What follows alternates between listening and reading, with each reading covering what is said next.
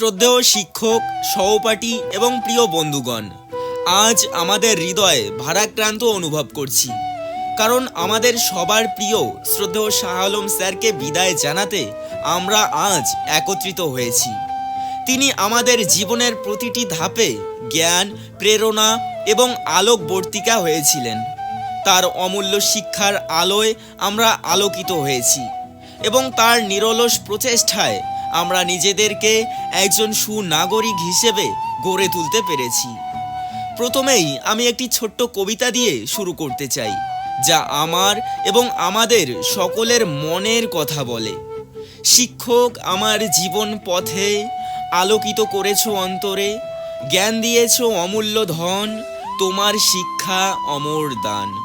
শ্রদ্ধেয় শাহ আলম স্যার, আপনি শুধু আমাদের একজন শিক্ষকই ছিলেন না, আপনি আমাদের জীবনের পথ প্রদর্শক।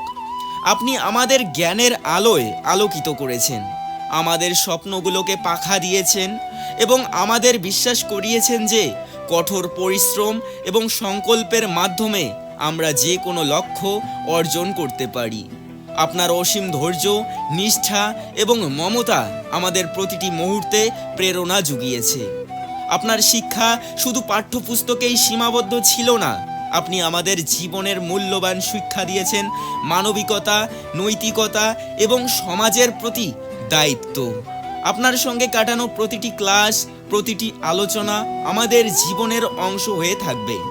আপনি আমাদের সঠিক পথ দেখিয়েছেন এবং আমাদের জীবনের প্রতিটি অধ্যায়ে আমরা আপনার শিক্ষা ও পরামর্শকে মনে রাখব।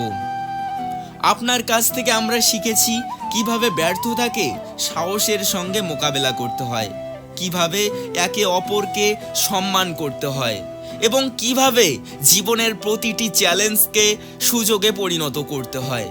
আপনি কেবল আমাদের শিক্ষিত করেননি, আপনি আমাদের আরও ভালো মানুষ বানিয়েছেন। আজ আমরা আপনাকে বিদায় জানাচ্ছি, কিন্তু আপনার শিক্ষা এবং প্রেরণা আমাদের সঙ্গে চিরকাল থাকবে।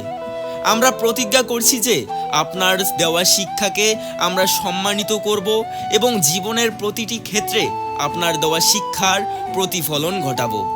আপনার অবসর জীবন সুখময় হোক, সুমধুর হোক এবং আপনার দীর্ঘায়ু কামনা করে আপনাকে উদ্দেশ্য করে লেখা আমার ক্ষুদ্র বক্তব্যটির পরিসমাপ্ত করছি। ইতি আহাসিনুর রহমান।